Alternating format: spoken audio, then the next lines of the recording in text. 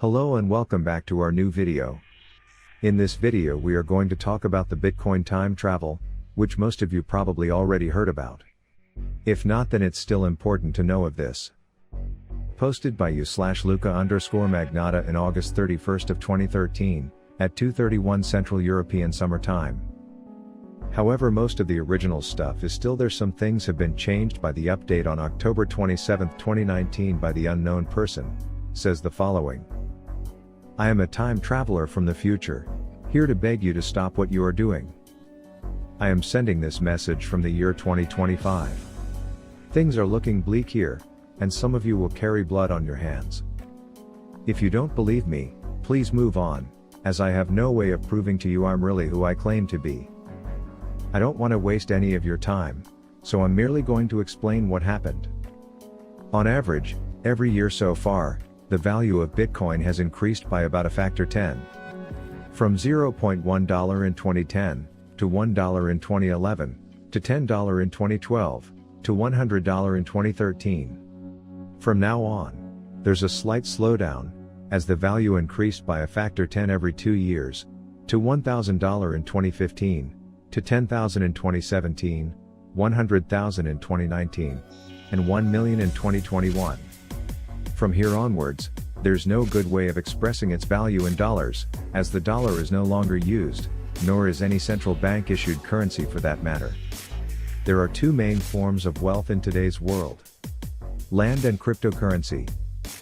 There are just over 19 million Bitcoin known to be used in the world today, as well as a few 100,000 that were permanently lost, and we're still dealing with a population of just over 7 billion people today.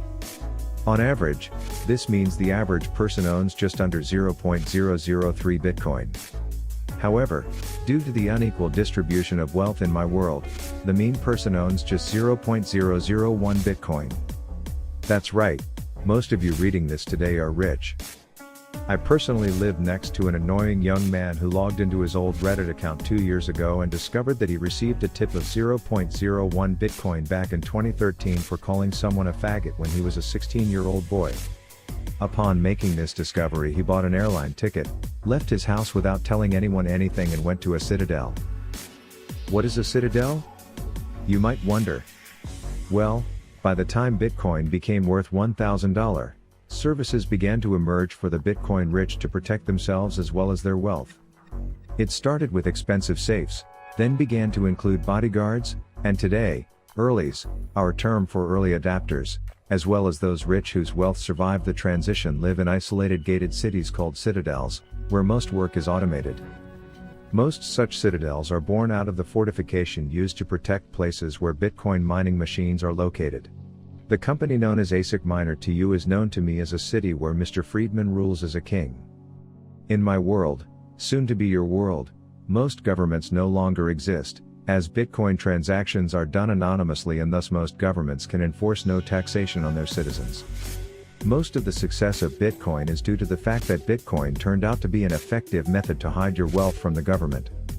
Whereas people entering rogue states like Luxembourg, Monaco and Liechtenstein were followed by unmanned drones to ensure that governments know who is hiding wealth, no such option was available to stop people from hiding their money in Bitcoin. Governments tried to stay relevant in my society by buying Bitcoin, which just made the problem worse, by increasing the value of Bitcoin. Governments did so in secret, of course, but my generation Snowdens are in fact greedy government employees who transferred Bitcoin to their own private account, and escaped to anarchic places where no questions are asked as long as you can cough up some money. The four institutions with the largest still accessible Bitcoin balance are believed to be as following. ASIC Miner, 50,000 Bitcoin. The IMF's Currency Stabilization Fund, 70,000 Bitcoin. Government of Saudi Arabia, 110,000 Bitcoin. The North Korean government, 180,000 Bitcoin. Economic growth today is about -2% per year. Why is this? If you own more than 0.01 Bitcoin, chances are you don't do anything with your money. There is no inflation, and thus no incentive to invest your money. Just like the medieval ages had no significant economic growth, as wealth was measured in gold, our society has no economic growth either, as people know their 0.01 Bitcoin will be enough to last them a lifetime. The fact that there are still new Bitcoin released is what prevents our world from collapse so far it seems, but people fear that the decline in inflation that will occur during the next block halving may further wreck our economy. What happened to the Winklevoss twins? The Winklevoss twins were among the first to die. After seeing the enormous damage done to the fabric of society, terrorist movements emerged that sought to hunt down and murder anyone known to have a large balance of Bitcoin, or believed to be responsible in any way for the development of cryptocurrency. Ironically, these terrorist movements use Bitcoin to anonymously fund their operations. Most people who own any significant amount of Bitcoin no longer speak to their families and lost their friends, because they had to change their identities. There have also been a few suicides of people who could not handle the guilt after seeing what happened to the bag holders, the type of skeptical people who continued to believe it would eventually collapse, even after hearing the rumors of governments buying Bitcoin. Many people were taken hostage, and thus, it is suspected that 25% of Bitcoin rich actually physically tortured someone to get him to spill his password. Why didn't we abandon Bitcoin, and move to another system? Well, we tried, of course. We tried to step over to an inflationary cryptocurrency, but nobody with an IQ above 70 was willing to step up first and volunteer. After all, why would you voluntarily invest a lot of your money into a currency where you know your wealth will continually decline? The thing that made Bitcoin so dangerous to society was also what made it so successful. Bitcoin allows us to give into our greed. In Africa, surveys show that an estimated 70% of people believe that Bitcoin was invented by the devil himself. There's a reason for this. It's a very sensitive issue that today is generally referred to as the tragedy. The African Union had ambitious plans to help its citizens be ready to step over to Bitcoin. Governments gave their own citizens cell phones for free, tied to their government ID, and thus governments sought to integrate Bitcoin into their economy. All went well, until the tragedy that is. A criminal organization, believed to be located in Russia, exploited a hardware fault in the government-issued cell phones. It's believed that the entire continent of Africa lost an estimated 60% of its wealth in a period of 48 hours. What followed was a period of chaos and civil war, until the Saudi Arabian and North Korean governments, two of the world's major superpowers due to their authoritarian political system's unique ability to adapt to the Bitcoin challenge, divided most African land between themselves and were praised as heroes by the local African population for it. You might wonder, what is our plan now? It's clear that the current situation cannot be sustained, without ending in a nuclear holocaust. I am part of an underground network, who seek to launch a coordinated attack against the very infrastructure of the internet itself. We have at our disposal about 20 nuclear submarines, which we will use to cut all underwater cables between different continents.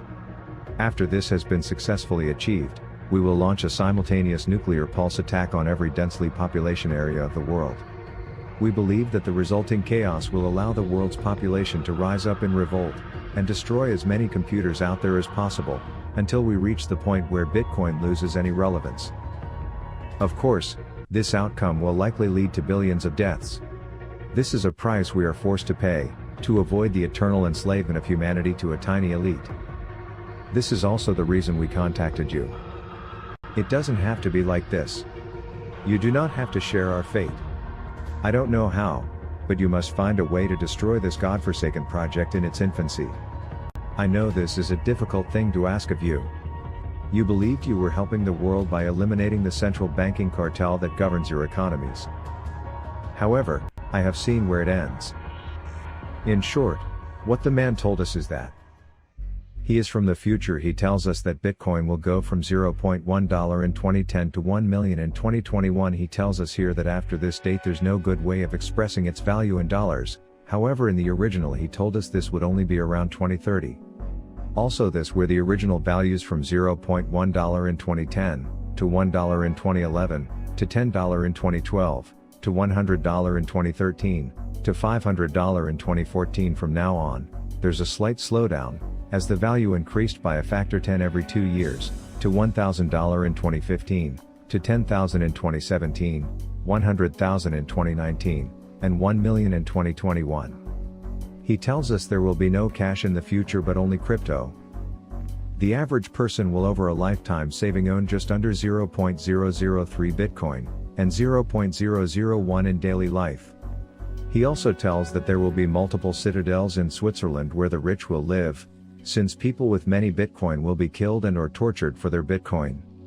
The first persons to undergo this will be the Winklevoss twins, he tells. Saudi Arabia and North Korea will be the most powerful countries in the world due to their wealth from mining Bitcoin. The government will try to make their own crypto coins but fail. And Africa will become richer over the years but poor again in less than 48 hours due to a Russian criminal organization who stole all the people's Bitcoin off their phones. What has not been said and thus removed, was him telling that the government would undertake 3 big actions to try and stop Bitcoin because they can't tax the people anymore. As just told, the post has been edited October 27, 2019, and most of the original text is still here only for certain parts like this. Where threats are criticized, which were never there before the update, we know that there were not. The original post is therefore no longer to be found.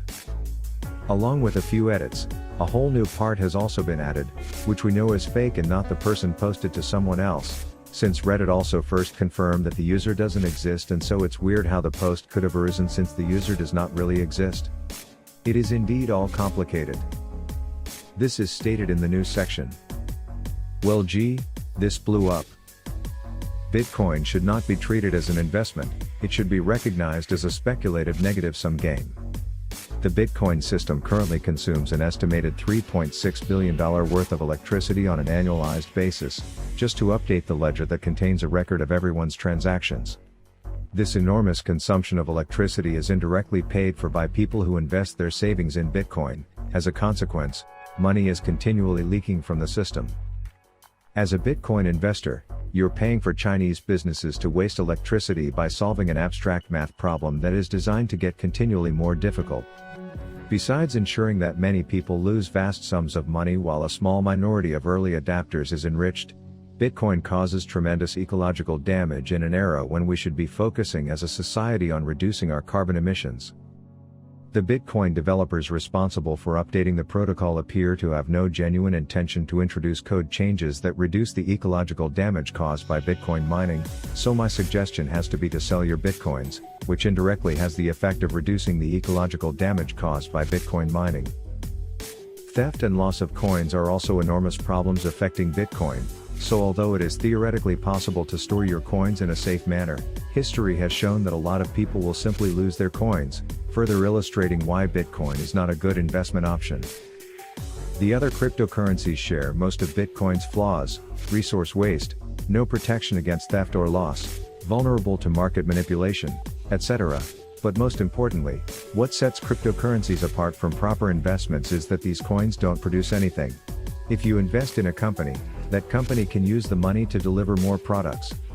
If you buy silver, gold, Bitcoin or Beanie Babies, you're hoping someone else will come along one day and pay more money for it.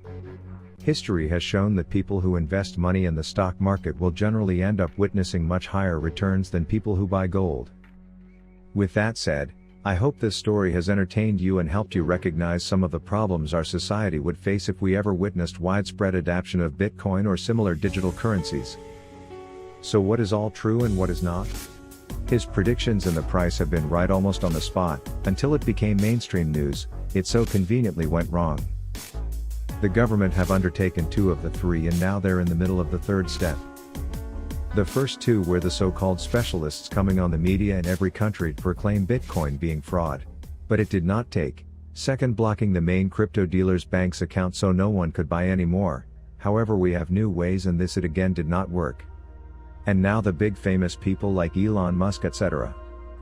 Right now, as he said, the governments and other are making their own crypto coins to transfer the euro and dollar to crypto. And this cash will cease to exist soon. Citadels are already being built today in Switzerland. And the rest is surely yet to come. This was it for this video, hope you enjoyed it. If you did, let me know by leaving a like. Also, you can subscribe to our channel and click the notification bell, so you will be notified whenever we upload a new video.